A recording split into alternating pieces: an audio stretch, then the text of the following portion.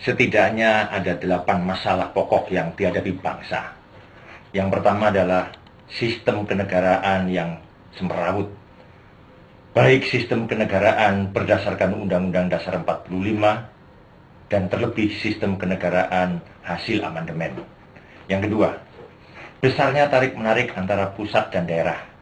Hal ini disebabkan karena konsep otonomi daerah yang setengah matang. Yang ketiga, partai yang memeras rakyat.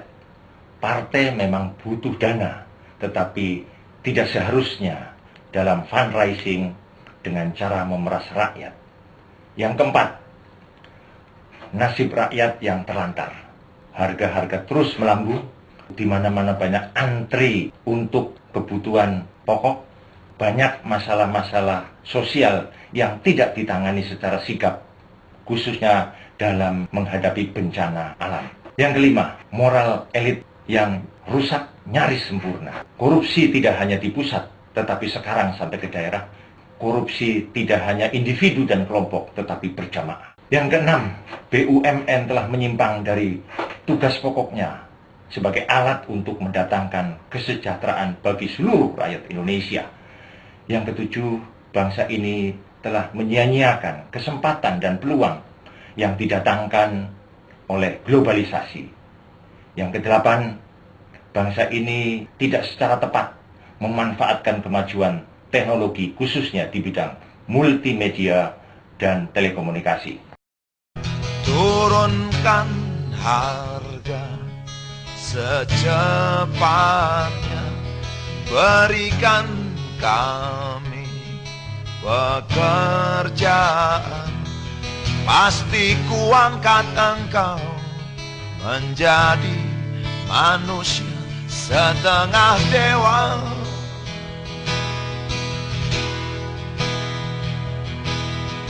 Masalah moral, masalah akhlak, biar kami cari sendiri.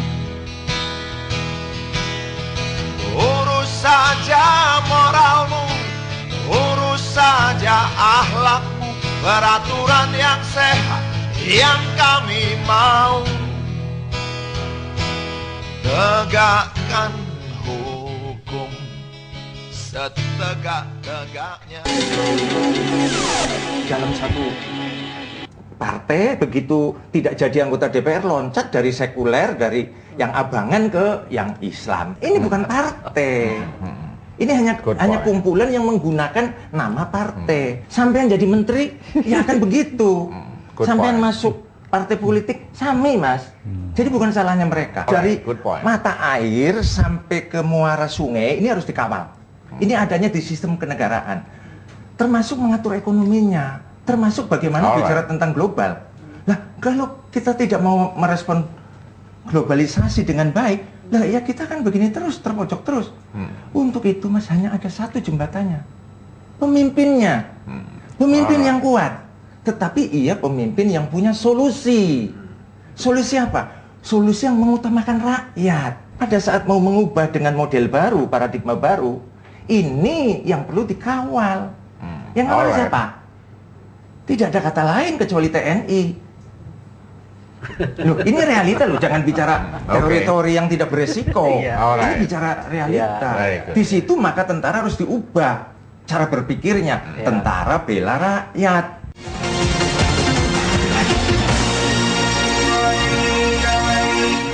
Saudara, pemimpin bangsa atau calon presiden mendatang hendaknya harus berani melakukan kontrak sosial dengan rakyat, sehingga dalam menjalankan pemerintahan dapat benar-benar berpihak kepada rakyat.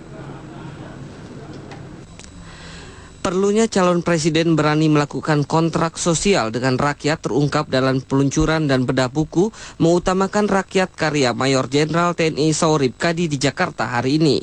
Dalam buku itu juga disampaikan gambaran tuntutan globalisasi yang harus disiasati di samping mengemukakan realitas, harapan, solusi anak bangsa dalam konteks globalisasi. Melalui gerakan rakyat, menurut Majen TNI Saurip Kadi, diharapkan pada pemilu mendatang dapat memaksa partai-partai yang ada untuk mencalonkan presiden yang berkapasitas sesuai dengan kebutuhan. Oleh karenanya sudah menjadi kebutuhan yang mendesak, yang juga menjadi harapan rakyat bahwa calon presiden mendatang harus melakukan kontrak sosial dengan rakyat. Bahwa yang namanya pemilu itu harus jadi proses transfer kekuasaan rakyat kepada yang dipercaya. Jangan sampai ada distorsi. Di mana tempatnya, yaitu antara nyoblos dengan kontrak sosial dan program pemerintah itu jadi satu.